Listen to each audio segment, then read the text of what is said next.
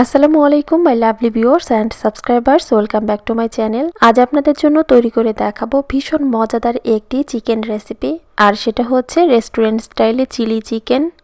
খুব সহজ একটি রেসিপিতে ঘরে থাকা সাধারণ কিছু উপকরণ দিয়ে আজকের এই চিলি চিকেনের রেসিপিটি তৈরি করে দেখিয়েছি।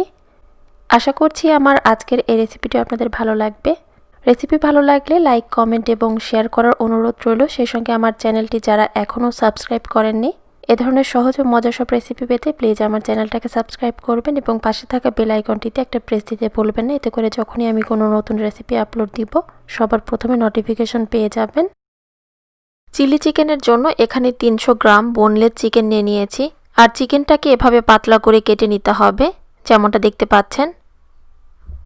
এখন এই মুরগির মাংসটা ম্যারিনেট করব। তো ম্যারিনেট করার জন্য প্রথমে দিয়ে দিচ্ছি 2 table spoon cornflour. 2 table spoon cornflour দেওয়ার পর এখন দিয়ে দিচ্ছি 1 টেবিল স্পুন ময়দা। আর কারো কাছে যদি কর্নফ্লাওয়ার না থাকে তো এখানে 3 টেবিল স্পুন ময়দা দিবেন, তাহলে হয়ে যাবে। দিয়ে দিচ্ছি স্বাদমতো লবণ, গোলমরিচের গুঁড়ো, ভিনেগার দিয়ে দিচ্ছি 1 টিস্পুন, হোয়াইট ভিনেগার বা সাদা সিরকা যেটাকে বলা হয়। তারপর দিয়ে দিচ্ছি আদা রসুন পেস্ট 1 টিস্পুন। একটা ডিম ভেঙে নিচ্ছি। এখন জাস্ট সমস্ত উপকরণ ভালোভাবে একটু মিশিয়ে নিতে হবে।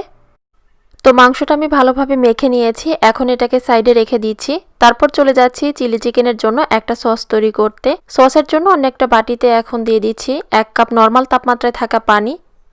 এই সসটা দিয়েই পুরো চিলি চিকেনটা রান্না করা হবে, সেই জন্য এখানে 1 কাপ পানি নিয়েছি। তারপর দিয়ে দিচ্ছি 2 table spoon dark soya sauce. কারো কাছে যদি ডার্ক সয়া সস না থাকে, লাইট সয়া সস থাকলে সেক্ষেত্রে এখানে 3 টেবিল স্পুন দিবেন। সুইট চিলি সস দিয়ে দিচ্ছি 3 টেবিল স্পুন।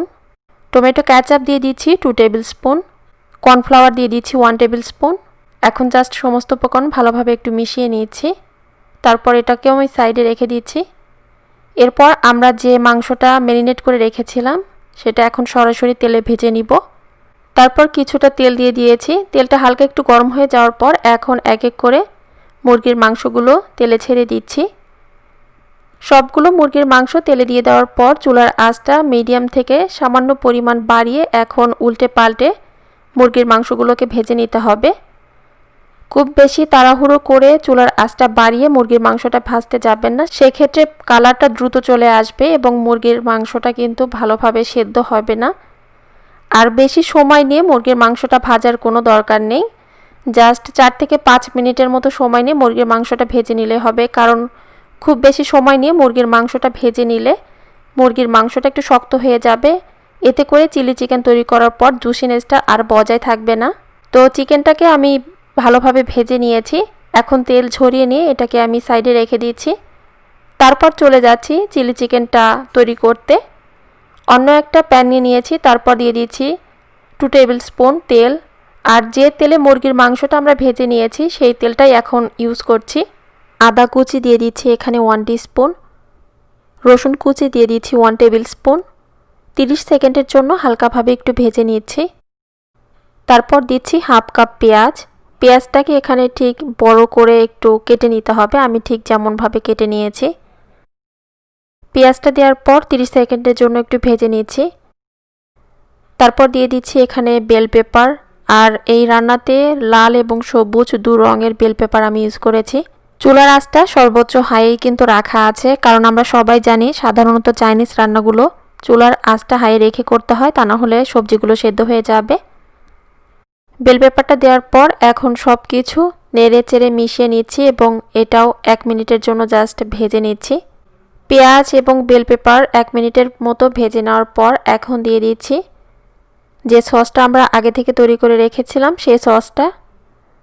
আর সসটা দেওয়ার আগে ভালোভাবে একটু মিশিয়ে তারপর এখানে দিবেন, যেহেতু এখানে আমরা কর্নফ্লাওয়ার ইউজ করেছি। স্বাদমতো লবণ। লবণটা কিন্তু অবশ্যই একটু খেয়াল রেখে দিবেন, যেহেতু এখানে আমরা ডার্ক সয়া সস ইউজ করেছি। আর স্বাদের ব্যালেন্স আনার জন্য এখন দিয়ে দিচ্ছি 2 টিস্পুন চিনি। চিনিটা কিন্তু অবশ্যই এখানে দিতে ভুলবেন না, চিনি দেওয়ার কারণে চিলি চিকেনের টেস্টটা অনেকটা বেড়ে যাবে। হাফ টিস্পুন গোলমরিচের গুঁড়ো। তারপর বাকি যে সসটা ছিল সম্পূর্ণ সস দিয়ে দেওয়ার পর একটু মিশিয়ে নিচ্ছি। এখন দিয়ে দিচ্ছি আগে থেকে ভেজে রাখা মুরগির মাংসগুলো। মুরগির মাংসগুলো দিয়ে দেওয়ার পর জাস্ট ভালোভাবে একটু নেড়ে চেড়ে মিশিয়ে নিচ্ছি। এবং কয়েক মিনিট জাল করে নিচ্ছি। খুব বেশি সময় নিয়ে কিন্তু এটা আর রান্না করতে হবে না, যেহেতু মাংসগুলো অলরেডি আমার সেদ্ধ করা, মানে অলরেডি ভেজে নিয়েছি।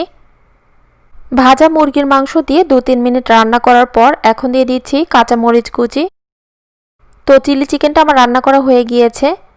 চুলা থেকে চিকেনটা নামানোর আগে শেষ পর্যায়ে এখন দিয়ে দিচ্ছি আমি চিলি ফ্লেক্স 1 টিস্পুন। আসলে এখানে চিলি চিকেনের ঝালটা আপনারা আপনাদের টেস্ট অনুযায়ী একটু অ্যাডজাস্ট করে নেবেন, তবে আমার কাছে চিলি চিকেনটা একটু টক ঝাল মিষ্টি খেতে বেশি ভালো লাগে, সেই জন্য এখানে কাঁচা মরিচ এবং চিলি ফ্লেক্স আমি দুটোই দিয়েছি। তো চিলি চিকেনটা আমার রান্না করা হয়ে গিয়েছে। এই পর্যায়ে দেখে মনে হচ্ছে চিলি চিকেনের গ্রেভিটা অনেক আছে, তবে চুলা থেকে নামানোর আগে কিন্তু গ্রেভিটা একটু পাতলা করে নামিয়ে নিতে হবে, কারণ এই গ্রেভিটা যখন চিলি চিকেনটা ঠান্ডা হয়ে যাবে তখন এই গ্রেভিটা কিন্তু বেশ টেনে আসবে। চিলি চিকেনটা হয়ে যাওয়ার পর একটা সার্ভিং প্লেটে তুলে নিচ্ছি।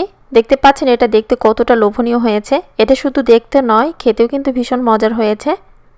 আর যে পদ্ধতিতে আজকের রান্নাটা দেখিয়েছি হুবহু যদি ফলো করেন, এতে করে দেখবেন যে চিকেনের জুসিনেসটা বজায় থাকবে, অনেক নরম এবং সফট হবে চিকেনটা।